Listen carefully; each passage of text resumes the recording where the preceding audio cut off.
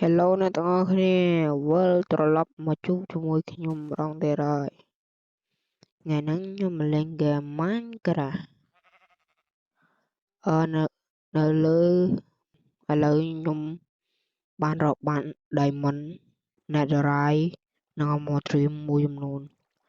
ដែលប្រហែលថ្ងៃខ្ញុំអត់បានចេញវីដេអូដោយសារខ្ញុំលវដើររកប្រហែលហ្នឹង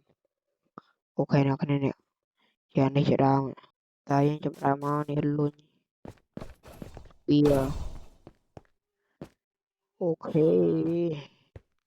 អ្នកគ្នាបាននេះផ្ទះខ្ញុំបាទតែខ្ញុំមានប៉ុណ្ណឹងទេ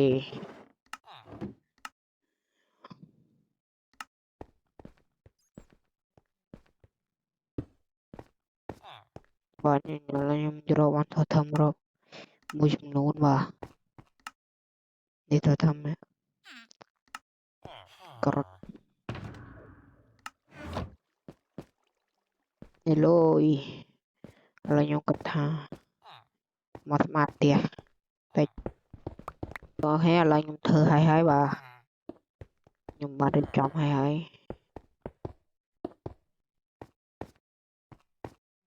អានេះ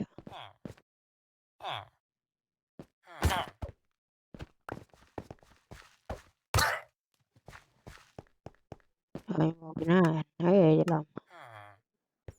បាទអ្នកគ្នាបាទគឺយើងគុំច្រឡំផ្នែកបាទនេះបាទ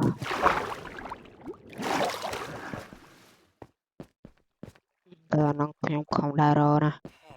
ត្រង់ទៅបានរឿយ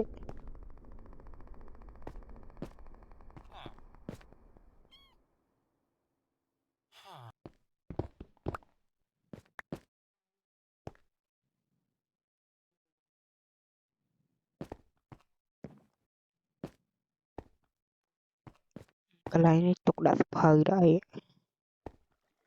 បាទដេក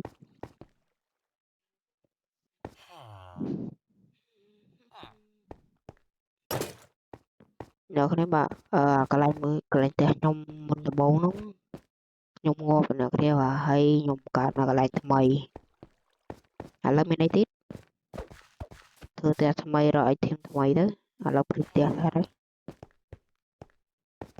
ឥឡូវខ្ញុំចង់រៀនអានេះ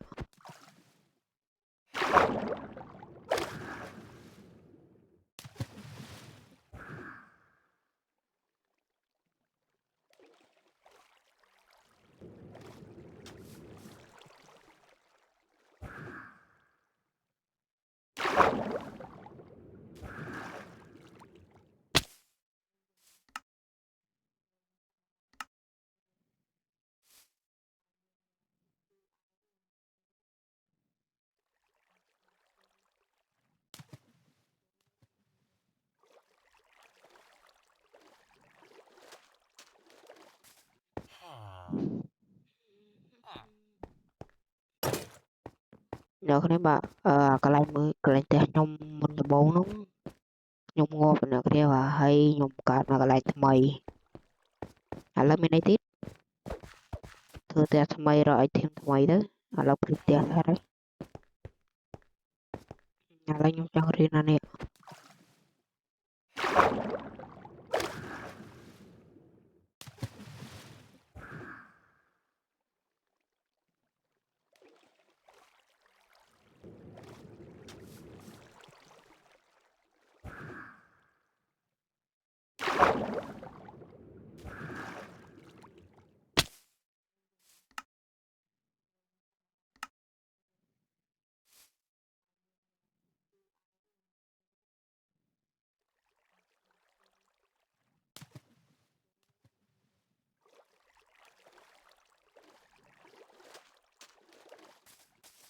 បាទ